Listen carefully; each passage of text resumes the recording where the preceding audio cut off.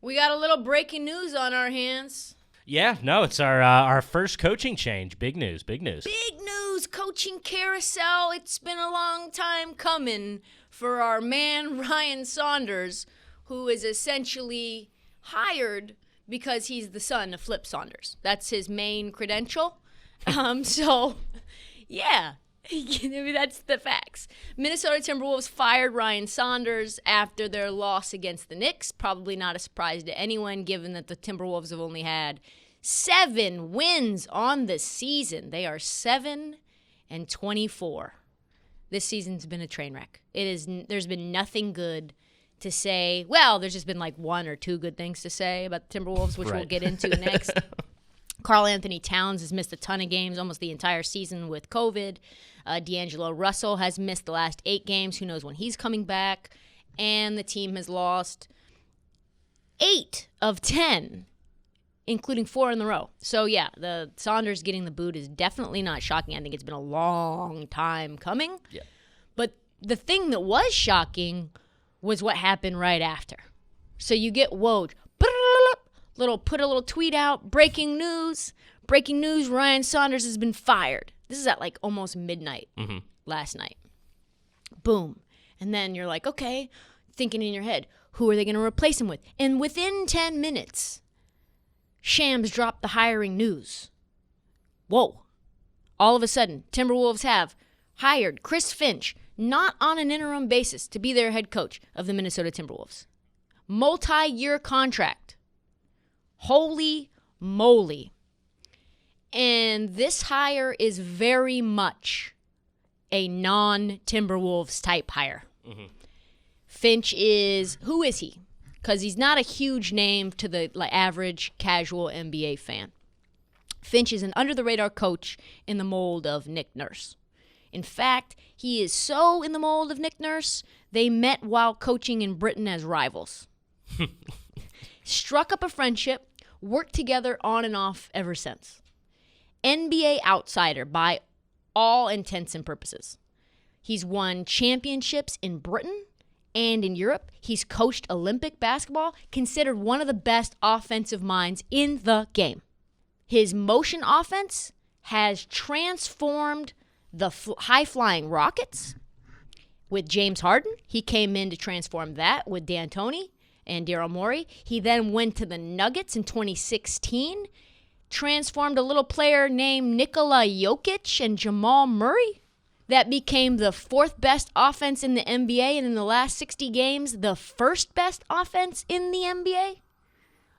3/4 of that year, they were number 1 pretty much overnight in terms of points scored and efficiency. Then he bounced to New Orleans and had a little fun run with Drew Holiday and Boogie Cousins and Brandon Ingram.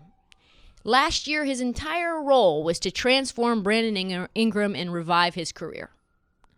That Drew Holiday, DeMarcus Cousins, after DeMarcus Cousins got injured, right, he had Drew Holiday and Rondo and turned them into the monster that beat the Portland Trailblazers in a sweep. There was no business. He put Mirotic on, this is some nerd talk, but he put Mirotic on Nurkic, our center, and pretty much locked Dame the fuck down with Drew, and we went home. And now, he pretty much got dicked out of the New Orleans job. So when Alvin Gentry got fired, he was supposed to be waiting in the wings to get the head coaching gig there.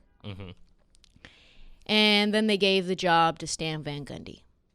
Yuck. And when they gave the job to Stan Van Gundy, Chris Finch was like, I'm out.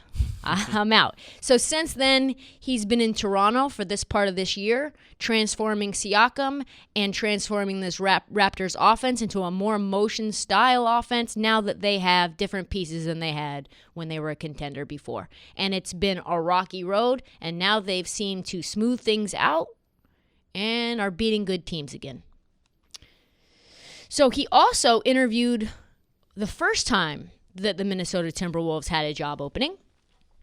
And instead, Gerson Rosas was the director of player personnel and the GM in Houston when Chris Finch was running the Rio Grande team, the D-League team in Houston, and also when he was an assistant coach for the Rockets. So they've got a little history there, right? And Gerson Rosas is the GM now of the Minnesota Timberwolves. So Chris Finch interviewed with Gerson the first time around when they gave that job to Ryan Saunders, and now he's been basically waiting in the wings for the shoe to drop, and within 10 minutes of the firing, gets hired. That's where we are. Do you feel like you've learned anything? I do. It's funny how things like this can go under the radar. People can have this big an impact, and a lot of people don't even really know who they are. It's crazy, right? Yeah. It's crazy. But not everyone. I personally am happy with this. This feels like a changing of the guard of a team and a franchise as a whole that has been, we'll call it, not great decision makers. Yeah, let's go with that. We'll call it, their talent evaluation hasn't been exactly stellar. Pretty poor. What they've gotten out of their pieces has been even worse than the pieces that they actually get. So I was happy. When I saw this news, I was like, oh, shit. Okay. I feel like we all pull for the Wolves like a little bit. Like, yeah. Oh, come on. They're a beaten child. Do something. Yeah. They're a beaten child. And I want to see Karl-Anthony Towns succeed, don't you? Oh, yeah. I like Towns. But not everybody else was happy. One of the key members of Saunders' coaching staff is this guy named David Vanderpool. David Vanderpool worked in Portland and mentored, raised up, and made Damian Lillard and C.J. McCollum into the two guards that they are today, which are one of the most potent backcourts in the league, besides probably Chris Paul and Devin Booker and Harden and Kyrie. Yeah, that's, I would say, yeah. And then obviously Clay and Steph, but Clay is injured, right? Mm-hmm. So early in Dame's career, when you would see Dame getting coached up, having a little iPad in his hand, it was David Vanderpool right next to him every single time. And I know this as a Portland Trailblazers fan because I'm like, who is this guy that Dame is attached to the hip to? That was David Vanderpool. He's been in Minnesota for a while now, and a lot of people thought that David Vanderpool would get a head coaching gig. He actually interviewed for the Houston head coaching job that Stephen Silas got. Didn't get it. Wow. So everyone thought Vanderpool was next in line to get the Timberwolves job when Ryan Saunders eventually, hopefully, got fired. And I think everybody wanted him to get fired because he was a legacy hire. Around midnight last night, just after the news of Finch's hiring broke, Damian decided to go on Twitter and express his discontent. This is what he says. How the hell do you not hire David Vanderpool and he's right there on the bench? He's been in the front office successfully, all caps, and on the front of the bench of a winning team successfully for 7 years, and has also played a major role in the development of a dominant backcourt, shaking my damn head. That's damning. And just for good measure, CJ decided to chime in as well. Make it make sense. Respectfully. It does make sense, though. That's the problem. The Chris Finch hire does make sense. Not hiring or not interviewing Vanderpool makes zero sense. Yeah. In this league where we've got these protocols, these rules and regulations in terms of how you hire people and how you do not exclude people, not interviewing Vanderpool was a mistake. But this hire does seem to be driven by Karl-Anthony Towns. I think Karl-Anthony Towns is saying, based on what I'm reading, I want to become Nikola Jokic.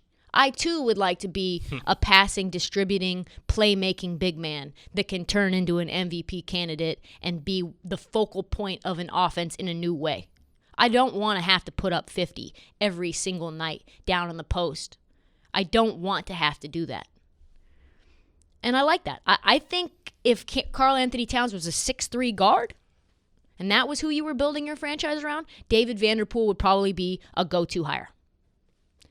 But Chris Finch is known for developing wings and big men. Anthony Davis, Brandon Ingram, Nikola Jokic, so on and so on.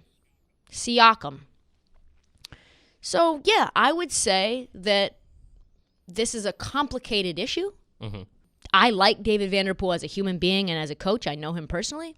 But For once, the Timberwolves are actually interesting and dominating the news cycle, which they haven't done in a very long time.